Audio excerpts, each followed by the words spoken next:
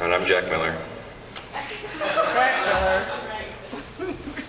The birthday party. A cake sits cooling on the kitchen counter. 2 9-inch rounds side by side on a wire cooling rack, and for the moment, all is silent. Silent except for the sound of cartoons filtering into the kitchen from the living room, and the burbling of the fridge, the ticking of the clock, and a distant lawnmower perfecting a neighbor's lawn. But silent enough for the man of the house, the maker of the birthday cakes, the owner of the television and the fridge and the clock, as well as his own quieter lawnmower, and much else besides. It's silence enough for this man, a rare moment to sit down and enjoy a fresh cup of coffee, leaning on the kitchen table and thinking to himself, silence is golden. Silence is golden. Silence is golden. Silence is golden. And then bam! A sudden noise jerks him from his reverie, just as he's beginning to consider the possibilities of silence.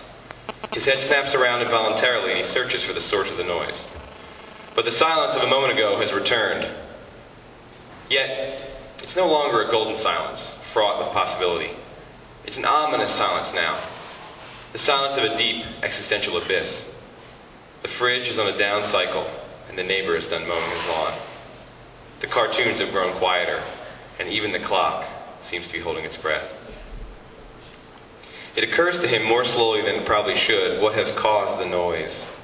A robin has crashed into the window above the sink, the window that looks out over the backyard, the unmowed, weed-filled yard that he's been putting off dealing with for some days now, but that he fully intends to mow and weed eat before the party. He rises slowly to see what has become of the bird, largely unconcerned at first. This crashing into the kitchen window has been a regular occurrence all spring. He's seen it at least 4 or 5 times in the past month. Usually the robin hops right up and stares into the kitchen, bewildered that an invisible wall bars entrance to that enchanting world, an inaccessible place where food sits openly on the counter and water flows from the tap. The man often thinks that this must seem a paradise to the bird, a place of abundance and peace.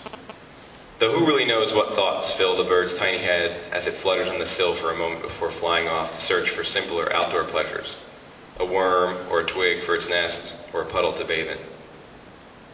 This time the bird doesn't get right up and fly off though. It lies on the outside sill where it has fallen, knocked out, possibly dead. There's the sudden blare of a commercial from the living room, but he remains motionless, contemplating the bird. The sounds of squealing children and running feet mix with the noise of the television. The telephone begins to ring. The fridge begins to cycle again. The noisy, messy world that he usually occupies has returned full force. It is a chaotic and cacophonous world, but one that he cherishes nonetheless, for it sometimes brings an almost unbearable joy. Yet for the moment he remains unmoved. He continues to stare down at the bird. The kids burst into the kitchen yelling, "Dad! Dad, it's over! The show is over! Can we watch a movie now?"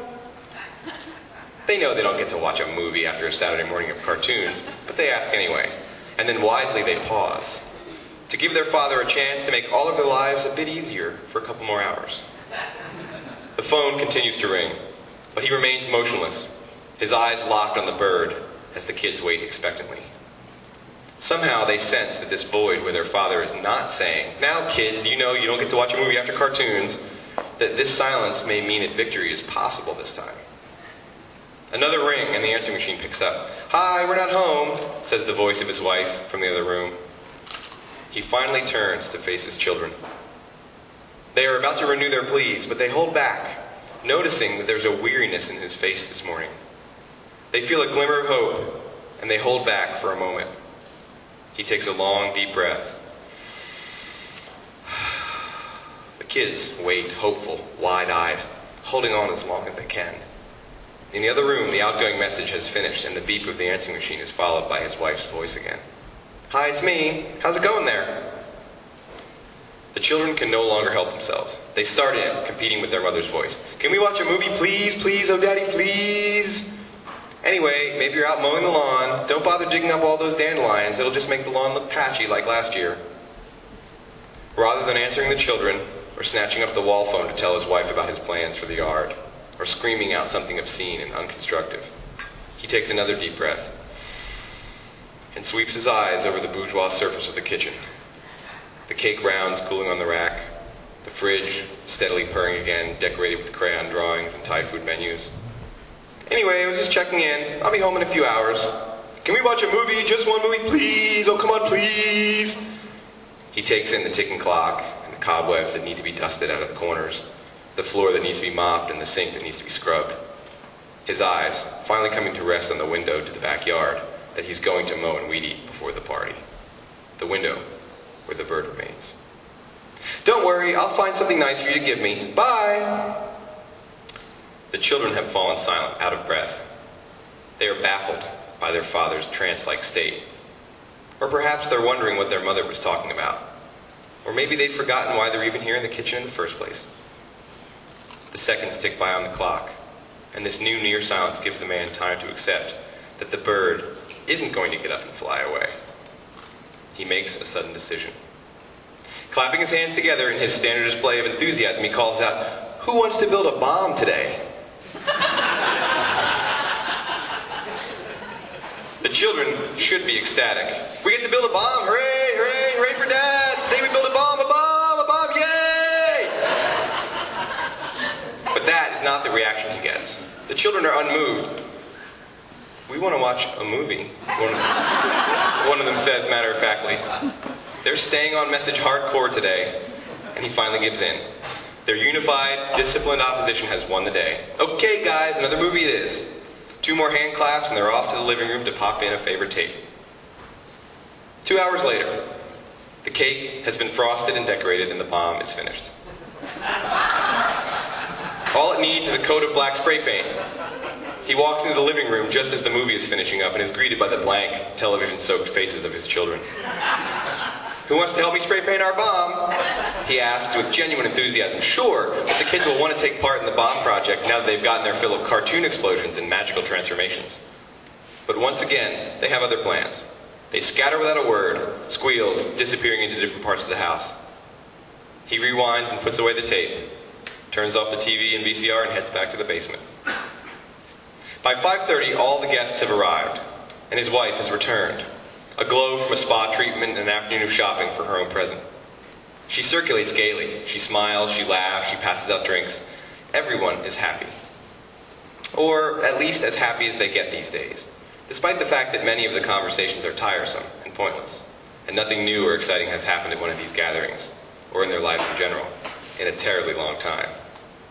The snacks, however, are top-notch, and the drinks always flow and are strong, so there's plenty to be happy about.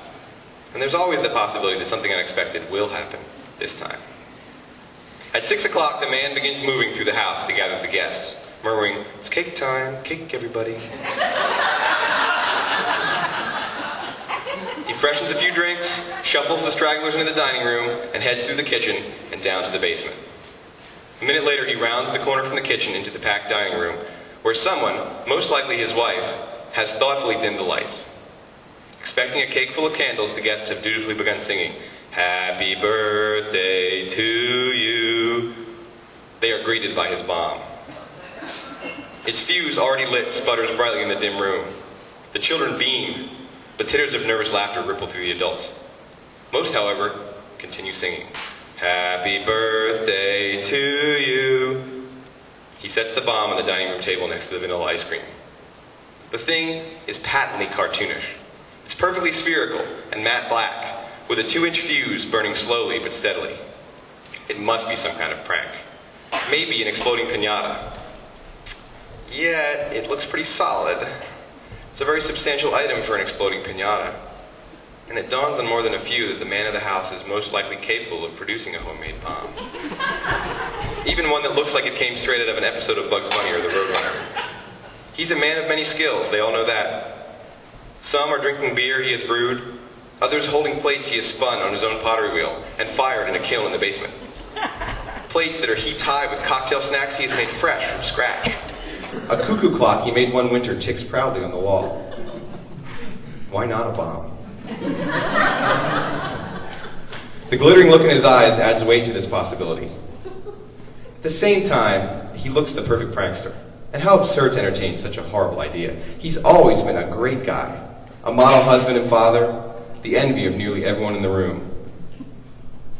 But those are exactly the kind of people who snap, aren't they? It's true. The news is full of stories about people like that. But they've always thought of him as the kind of guy who had it completely together. I mean, at worst, someone who would teach you a lesson about yourself and what matters by pulling off a life-affirming prank at their wife's birthday party. BAM! You're scared shitless for a second or two. And then as the candy rains down around you, you're more glad to be alive than you've been in longer than you can remember. Happy birthday, dear. There's little time to weigh these thoughts, to smirk or run for cover, or think about what you've done and not done with your life up to this point, and what you'll do if you live to see another day. The fuse nears its end, and they will soon learn. Prank or bomb. Happy birthday to you. A pure silence descends. A golden silence. An awesome and fitting tribute to this moment. His wife closes her eyes to make a wish, but refrains from attempting to blow out the fuse, wanting, like the rest of them, to find out what will happen next.